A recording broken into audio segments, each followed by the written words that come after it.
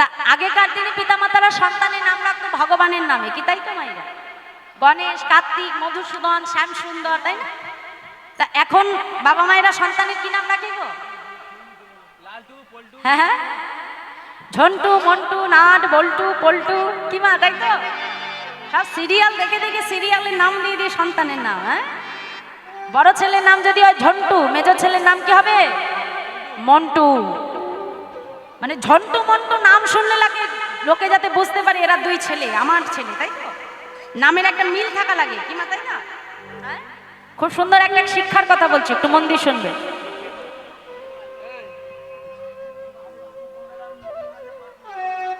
অমায়রা আসতে, একজন শেঠজি ছিলেন, শেঠজি। তা সেই শেঠজি, ভগবান তাকে এত কিছু সম্পত্তি দিল, কিন্তু রক্ষা করবার মতো তাকে কোনো সন্তান দিল না। এই যে আসতে মায়েরা, নিজেদের ভেতরে গল্প নয়, আমার দিকে তাকাবেন। আমি যে গল্পটা বলছি ওটা শুনুন মন দিয়ে। তা ভগবান এত টাকা পয়সা সম্পত্তি দিল, কিন্তু রক্ষা করবার জন্য সন্তান দিল না। তা মনের দুঃখে শেঠজি একদিন কি করলে, এক বাবাজির কাছে এসে বলছে, বাবাজি, ভগবান আমাকে এত কিছু দিল, কিন্তু রক্ষা করবার মতো আমাকে একজন সন্তান দিল না। তা এখন শেঠজি বুঝতে পেরেছে শেঠজির মনের দুঃখ। সাধু বাবা বুঝতে পেরে শেঠজিকে ডেকে বলছে, এই যে শোনো শেঠজি, এদিকে এসো।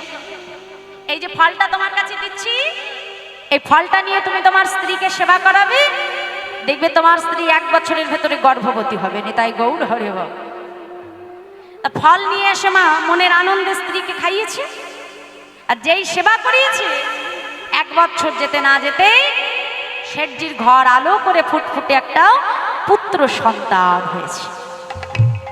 এখন ছেলে কাছে পেয়েছে এতগুলো বছর পরে, ছেলেকে কোলে নিয়ে মনে মনে চিন্তা করছে, সাধুর কৃপায় যখন ছেলে পেলাম, তাহলে আমার মনের বাসনা যে এই ছেলের নাম শেঠজি, মানে ওই মনে মনে চিন্তা করছে এই ছেলের নাম ওই সাধু বাবাই ঠিক করে রাখো। এই মনে করে ছেলেকে কোলে নিয়ে সাধু বাবার কাছে এসে দাঁড়িয়েছে। এই যে ও সাধু বাবা, ও সাধু বাবা, এদিকে আসুন। এই দেখুন, আপনার কৃপায় আমি একটা ফুটফুটে ছেলে পেয়েছি। হ্যাঁ, তা আমি চাই আপনার কৃপায় যখন আমি ছেলে পেলাম, আমার ছেলের নামটা আপনি ঠিক করে রাখুন। বলছে বেশ, তবে তাই হবে। এখন অনেক পুঁথি টুথি দেখে বইপত্র ঘেটে ঘেটে ছেলের নাম রাখা হলো কি মা? দিগম্বর। কি নাম রাখলো? জোরে বলবে মাইরা, আমি আবার কানে কম শুনি, বুঝেছো? পরের বছর যেতে না যেতে আবার আরেকটি ছেলে হয়েছে। এখন মনে মনে চিন্তা করছে আবার ছেলে হয়েছে, তাহলে সেই সাধু বাবার কাছেই যাওয়া যাক, যাতে সাধু বাবা আমার ছেলের নাম এমন রাখবে লোকে যাতে নাম শুনলে বুঝতে পারে এরা দুইজন আমার ছেলে। মনের আনন্দে ছেলেকে কোলে নিয়ে সাধু বাবার কাছে এসে বলছে, এই যে ও সাধু বাবা, আপনার কৃপায় আমার আবার আরেকটি ছেলে হয়েছে।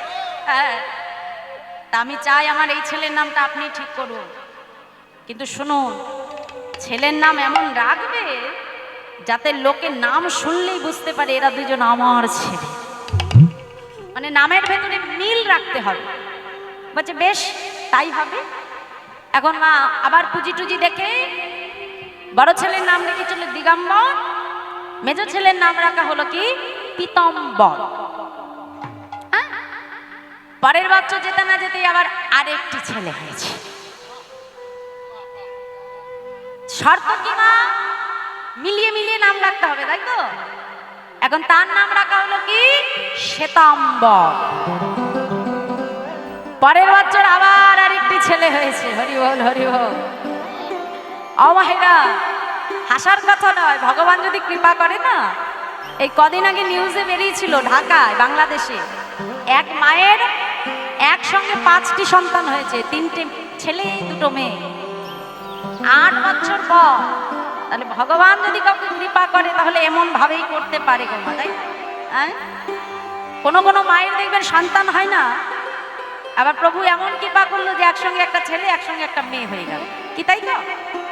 হ্যাঁ, আবার যখন পরের বছর ছেলে হলো, এখন তার নাম রাখা হলো কি? বড় ছেলে কি নাম রেখেছিল? তারপরে তারপরে শ্বেতাম্বর, এই ছেলের নাম রাখা হলো নীলাম্বর। কটা ছেলে হলো? 4টে। ভুল হচ্ছে না তো? পরের বছর যেতে না যেতে একসঙ্গে আবার 2টো যমজ পুত্র হয়েছে। হরি বল হরি বল। ওই যমজ ছেলে যখন হয়েছে বাবা, এখন ওই ছেলে নিয়ে সাধু বাবার কাছে এসেছে। সাধু বাবার চোখ তো কপালে উঠে গেছে, সর্বনাশ। হ্যাঁ, আরে করে কি? আগে মোটে হচ্ছিল না, এখন প্রত্যেক বছর বছর ছেলে। হ্যাঁ, এত নাম আমি কোথায় পাবো? হ্যাঁ, এখন নাম চিন্তা করতে করতে সাধু বাবার মাথা খারাপ হয়ে গেছে। কিন্তু শর্ত তো একটাই, মা, নামটা মিলিয়ে রাখতে হবে। সাধু বাবা কি করছে, একবার এপাশে হাঁটে, একবার ওপাশে হাঁটে। চিন্তা করতে করতে করতে করতে হঠাৎ মাথায় একটা বুদ্ধি এসেছে। হঠাৎ করে শেঠজিকে ডেকে বলছে, ও শেঠজি, ও শেঠজি, আপনার পুত্রের নাম আমি পেয়ে গেছি। বলছে, হ্যাঁ পেয়ে গেছি। পেয়ে যখন গেছেন তাহলে দেরি কেন, শুভ শশীল। হ্যাঁ, এই যে ও সাধু বাবা, পেয়ে যখন গেছেন আর দেরি করবেন না, তাড়াতাড়ি বলে ফেলুন। বলছে, বলবো? বলছে, হ্যাঁ বলো। আচ্ছা, এই যে শেঠজি, তোমার বড় ছেলের কি নাম রেখেছিলাম? তারপরে তারপরে পেছনে মাইনা বলো। ঠিক তো? তারপরে দেখেছো, গল্পটা সবাই কি মন দিয়ে শোনে গো। হরি বল। 4 ছেলে হয়ে গেল মা, বাকি 2 ছেলে বলবো। হ্যাঁ, আচ্ছা, এই যে এই যে তোমার আর 2 ছেলের নাম রাখলাম আমি নভেম্বর আর ডিসেম্বর। নিতাই গৌর হরি বল। কি গো মাইরা, মিলাতে বলেছিল কিছুদিন, মিলাতে তো হবে মা। মিলাতে গিয়ে 2টো মাসের নাম দিয়ে মিলিয়ে দিয়েছে। হরি বল হরি বল। শেঠজি আমার এতেই খুশি। মাস হলে কি হবে, মিল তো আছে। হ্যাঁ, আমাদের পিতা মাতার দশাও তাই গো। ছেলের নাম ঝন্টু, মন্টু, পল্টু। আবার কোনো কোনো বাবা মা সন্তানকে আদর করে ডাকে পাপায়। তোমাদের এদিকে আছে নাকি? আছে? হরি বল, সর্বনাশ। একবার ভেবে দেখো মা, শিক্ষার কথা।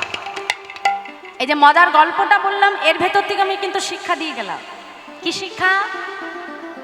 যে এ জগতের আমরা পিতামাতা সবকিছু ভুলে গেলেও কিন্তু সন্তানের নাম কিন্তু পিতামাতা কখনো ভোলে না।